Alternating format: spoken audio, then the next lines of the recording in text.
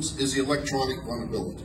Folks, we just got to get rid of, to the maximum extent possible, the electronic machines. It's not 100%, doesn't need to be 100%, because we have steps of verification that it's okay to have a machine helping do what humans can't do very fast. And there's no question about it. You've got the high risk of error in it. What we've got to have is a verifiable hard copy paper trail from your hand through the precinct, through the state, to the Secretary of State, that can be verified each step of the way and doesn't disappear into the ether of electrons.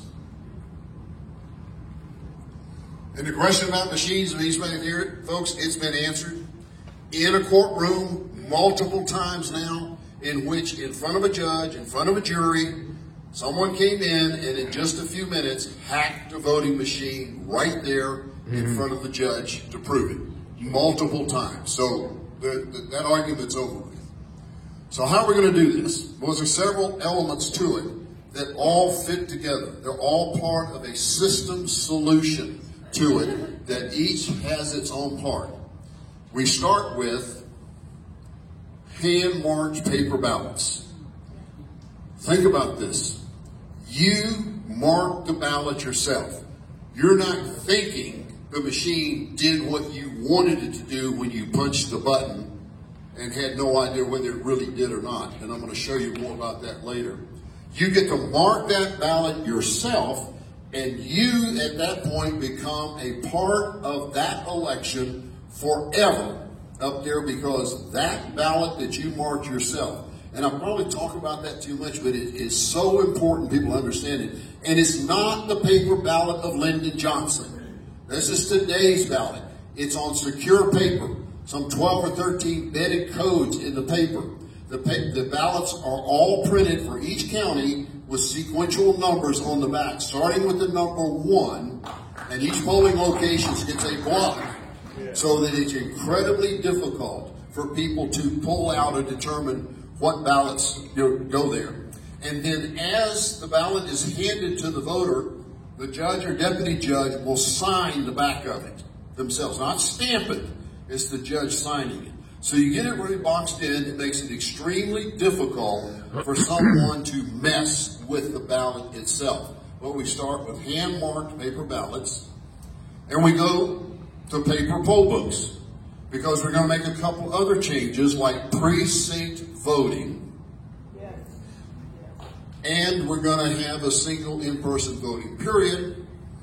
In the precinct, we will use an dumb optical reader, tabulator. Dumb optical reader, non-software programmable, programmed with a prompt, hardwired.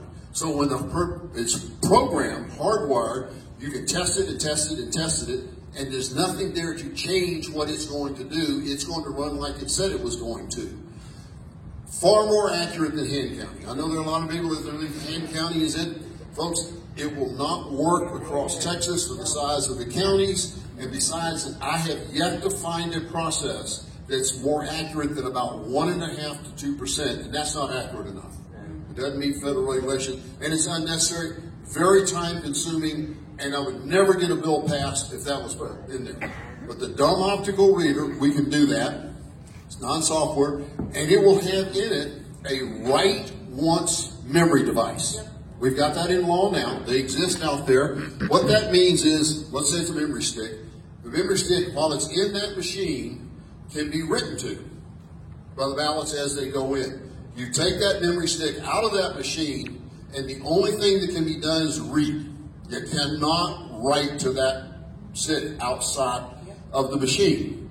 So now the thing of people messing with the memory sticks kind of goes away in there. And we're going to move to a single in-person voting period. Why in the world they came up with the concept we currently have with that 3 to 4 day gap between the end of early voting, and then decide they had to write a whole separate set of election law around what you can do and what you can't do, where you have to buy different equipment for early voting. You can't use it on election day. It's just dumber than a sack of nails. to do that, and it's expensive to do it. We're going to a single in-person voting period, and I'll talk about that more in just a minute. But with that single in-person, knowing what the vote is, where it is being cast and where it is at the time is extremely important. We have no idea what the vote is in early voting because we can never run a results tape in early voting. We don't know. That's the biggest gap. That's 55% of the vote. It can be anything, but we have no way of knowing because we cannot run that result tape. We go to a single in-person voting period. We can start with a zero tape being run just before the polls open on the first day of voting. Go through the period, whether it's a 3-day, a 7-day, 10-day, 14-day, I'm not going to argue. That's not one of the things that I will fall on my sword over and say it has to be a particular number of days. It just has to be contiguous, no interruption. I would propose about a 7-day period. Start on Wednesday before Election Day on Tuesday. Run right straight through the weekend, right straight through. So you run it through, and then when the polls close, listen to this carefully now. The polls close on Election Day, immediately, 7:01, the judge, the deputy judge, 2 poll watchers walk over to that dumb optical reader and they push the print button. Don't touch the machine. You don't do anything. It doesn't move. 7:01, print that results tape. In a few minutes, you've got the results for that precinct. You're doing it in every precinct for voted all at the same time. By about 8 or 9 o'clock, you've got the results printed out.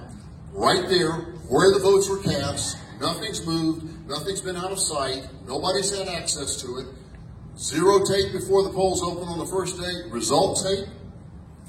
But then in addition to that, the judge or deputy judge that takes that results tape, they all sign it, all 4 of them will sign that tape, and it'll go into a secure container. But right then and there, the judge just sits down with a laptop, takes those results, and enters them into the county website. Right from the precinct, right then and there. No time to mess with it. The only thing that will be missing for the total vote for the county are the provisional ballots and the mail-in ballots. So the next day, take the memory stick to Central County, they add the provisional ballots, they add the mail-in ballots to it. Now they've got the county total.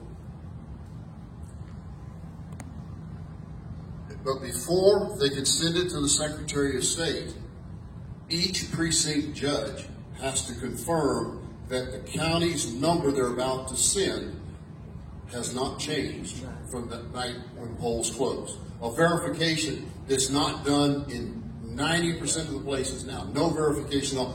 But you see, you're now tracking it from when the poll closed. They got it, the Secretary of State.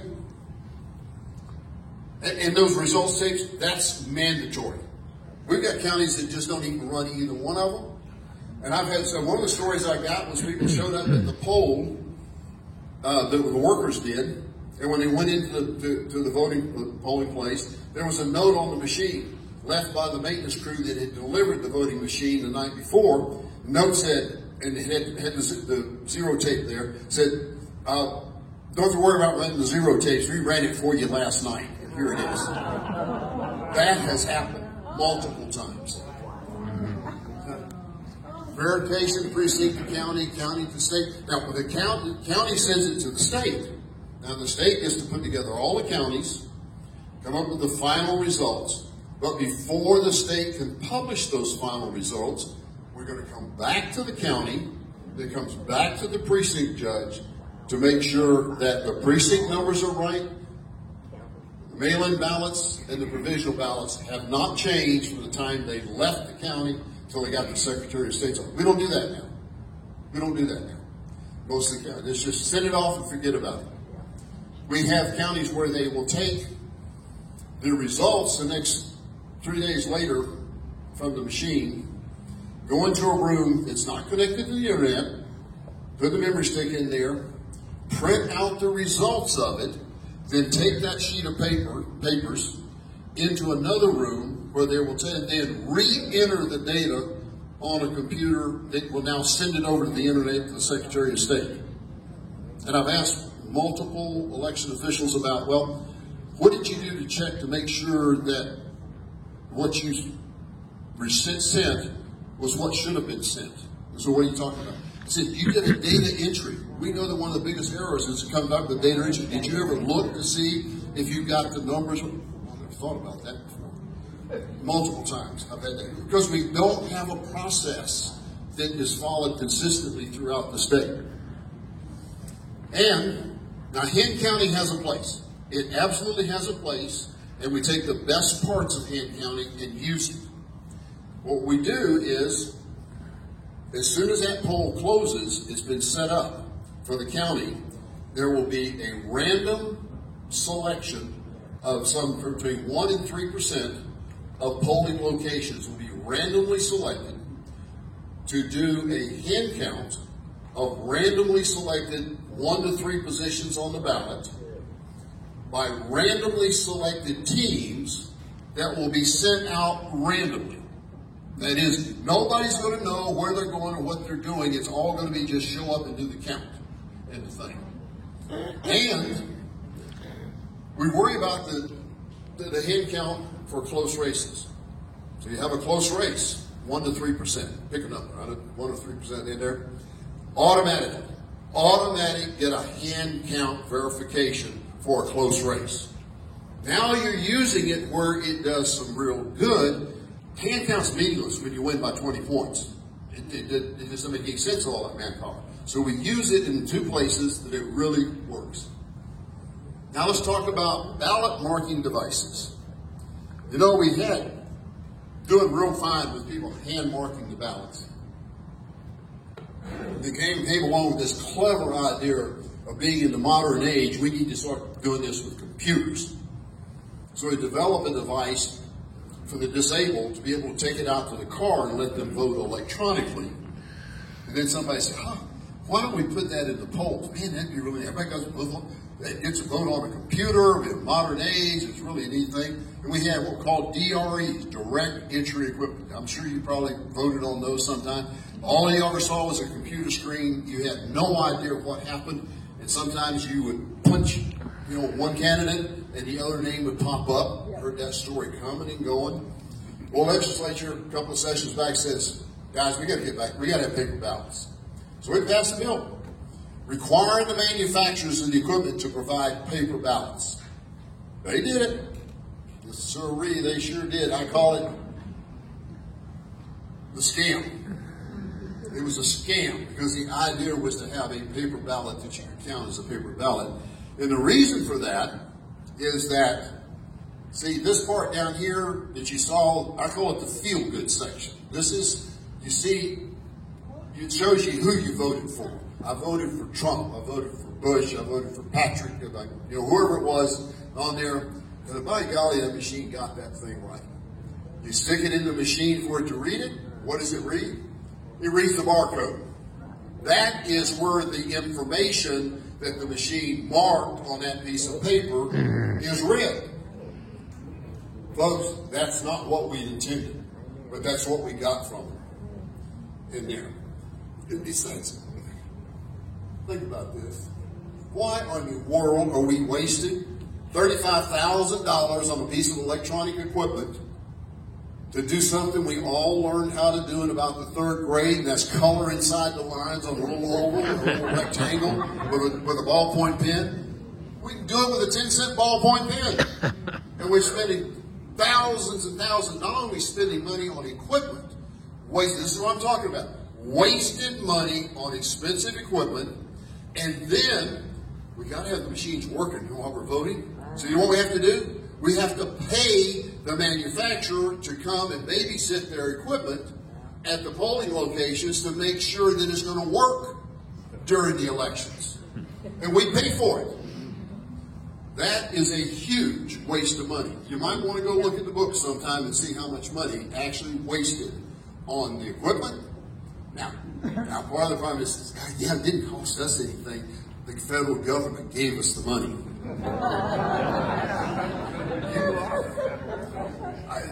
I've had people tell me, it didn't cost the people anything, the government gave us the money too. I won't even go there. I think you guys get it. All right. So, hand mark. Let's talk about the advantage of hand marked paper ballot. Next line, vulnerabilities go away. There's no machine to mess with it.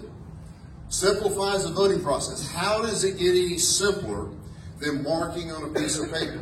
You know, I have people complain about the screens, and one groups will come in and say, Bob, you got to do something about the information on those screens. It's just too difficult. There's too much information up there. You need to set them up, require them to put one item up at a time. You vote for that item and you move to the next one. You vote for that one and move to the next one. Make it simpler. Okay? This will make it do. Bob, we got a problem with the screens. You got to fix it. There's not enough information on there at any one time. It takes too long to vote. You need to fill that screen up full so we can go and then get through it. Folks, with a paper, you can go your own speed. You can skip over things. You can come back to them. And I don't know about you, but I should read things on a piece of paper a whole lot easier and feel more comfortable about it than on a screen. Reduction in equipment cost, $35,000 for a 10-cent ballpoint pen. Transparency, it doesn't get any more transparent than a system that allows you to be a part of the process. From the time you make that decision, you take that pen, you mark that ballot yourself. You can't blame the computer for getting it wrong. It's real simple, real straightforward. And if you happen to get it wrong, the machines know how to spit it out and tell you, you marked the ballot wrong, meaning you put the marks in the wrong place. If you can't figure out a color within the lines, it'll tell you that. The accountability, there's accountability every step. Nothing moves without there being accountability that what was sent was received, and what was received was what was intended to be sent to them every step of the way. The neat thing is, this equipment can be made right here in America. Amen. It could actually be made right here in Texas. There are companies here in Texas that can do this. Absolute minimum of software, and would lead us to have a statewide standardization. You know, we got 254 counties in Texas. You know how many election processes we have? 254. Everybody does it their own way, but there are 254 perfect processes. Just talking to somebody. And user-friendly. How does it get any user-friendly than something that's just a piece of paper and people talking to each other? Gets rid of the Wi-Fi threats. And as you went through it, you got the end-to-end verification all the way through the process. Standardization. Let's talk about the two totally separate in-person voting processes. You got different rules, wasted time and effort of moving machines around and people hustling between early voting and election day to get stuff set up and make that big changeover. A colossal waste of time and money. And every time you do that kind of stuff, there's more opportunity for fraud and more opportunity for error. You get rid of that. Just get rid of it. Need more equipment. Solution. Single in-person voting period. Now, I have to confess, I didn't dream this up. I stole this idea from 21 other states that are ahead of Texas. 21 other states now do a single in-person voting period. Now, don't let the fact that California is one of them say, oh, it can't be right. But it's done. It's working. It has been there for years, a number of them, and many other states are looking at a similar change. Okay. Now this is where the real engineering comes out, because when we were designing things in the aerospace industry, something was new. The very first steps in the process, once we got from the top criteria that I talked about earlier, well, how does things fit together? So we would develop what's called a functional flow diagram with interface definitions. And that's what you're looking at up here, is the process from you in the poll to the Secretary of State's office. The blue is the precinct, the red is the county, and the green is the Secretary of State's office. Let me walk you through that real quick. We start off with a paper poll book. It's printed 30 days before the polls open, because you aren't registered 30 days, you don't get to vote anyhow. So you got a paper poll book, voting in the precinct, you hand mark the paper, you feed it into the optical scanner that stores your ballot in the machine, locked in there until it's taken out later. It's read, onto the hard drive in the machine and to the memory stick. The bubble on the left was that zero tape that you ran just before the polls opened. The bubble on the right was the tally tape, results tape, printed as soon as the polls closed. Then you take that information, the memory stick, to the county, where you have a similar card reader, similar to the tabulator, a dumb tabulator that simply reads each of those, reads the inputs for the provisional ballots and the mail-in ballots. And then the red ball on the left is where we go back to the precinct to say, this is what we've got here that we're about to send the Secretary of State. Are you okay with this? Yes, it is. So, now, we go to the Secretary of State. I have it up here being sent over a secure VPN line. Honestly, folks, I don't care. Send it open over the internet because we're going to verify it. So if somebody messes with it, we're going to know that it happened because nothing's being sent that's not verified. So it's not necessarily a big deal, but it's sent to the state where they do the same thing. They assemble the county, and the green ball, is where they send that results back to the county, back to the precinct. It says, we're about to announce official. This is what we're going to announce as official results. Do you agree with this? So with that, we will no longer have what I call the black box. We can X that out, and I can write a new paper about secure elections. Let me talk about these are the pieces of the puzzle. They come together, just so everybody understands. Each one of these is necessary. This is not a matter of, oh, let's do this one or let's do that one and this and that. No, these are the pieces that we need. What you're seeing here tonight is item number 2. Priority number 2 in the Republican platform is this process right here. That is what that is what number 2 was written around. I know, I wrote it. Precinct-only voting, paper poll books, hand-wired optical scanner, hard-wired optical scanner, mandatory, zero tapes, results tapes, none of this faking it, not doing it, absolutely required as a part of it, random on-demand hand counts, write once memory card, single in-person voting period, the tally verifications with the precinct and with the county, and then there's some other things. If I were to talk about all the stuff we need to do, we'd be having breakfast here tomorrow morning, and nobody wants to do that. But we've got to do something about our voter roll integrity. There's some good processes underway. And just so everybody understands, voter roll integrity is a county responsibility. Don't go pointing your finger at the state and say they're not cleaning up the voter rolls. That's the county responsibility to do that. It's not difficult. It's just a matter of the will to do it. It's a relatively simple process. Let me finish and then I'll answer your question, okay? Because sometimes I answer questions with the next slide. Mail-in ballots. We've got to make some changes. We have way too many mail-in ballots. Somebody said we need to get rid of them altogether. No, absolutely not. Our military deserves to have ballots. They're going to get mail-in ballots. The disabled, people that no choice of their own, can't get to the polls. They deserve to have a ballot. And in this environment we live in, if someone is willing to sign an affidavit that they cannot be in their district or are not going to be in their precinct the entire voting period, then they can get a mail-in ballot. That's it. No more of this just because you turned 65. Like, if you can show up down at Walmart and HEB, you can get your little errand down there and vote. Poll Watcher Authority. We've got to put some teeth into the ability to be able to actually watch what's happening and have some effect on it and not be bullied by election officials who don't want the poll watchers around. But the other side of it is we've got to do better in educating and training our workers out there. This showing up, not knowing what to do.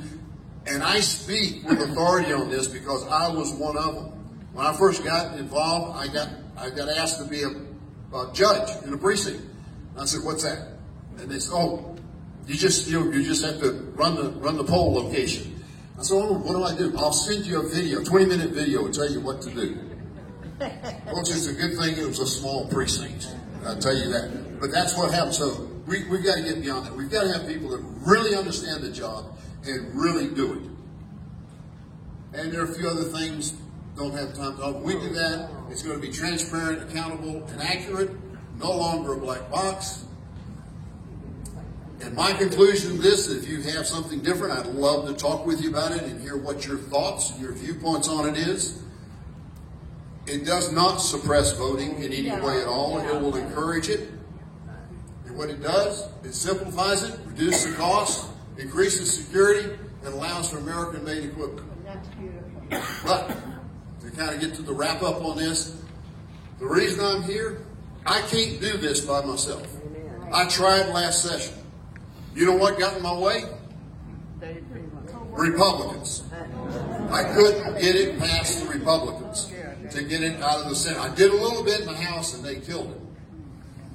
But the Republicans had their ear bent by your county election officials who just don't want change. They don't want change. And I'll tell you, doing this thing, the thing I have really learned is it is really difficult to try to get people to do something. And it's difficult to try to get people to stop doing something. But to get them to change what they're doing far exceeds either one of those, because this is their process and it's perfect. And so that's the big thing. So I need your help in doing this. I'm not going to go through these again right now so we can get to the wrap up here. But what I need is for the groups here, is resolutions coming out of the county, coming out of the GOP, any other group that puts it going to the governor, lieutenant governor, and your elected official. First, let me thank you guys for who you guys sent down there to Austin. Mike Alcott, don't worry about it. Don't call him about something else. You'll be fine. And Phil King, he's fine. I really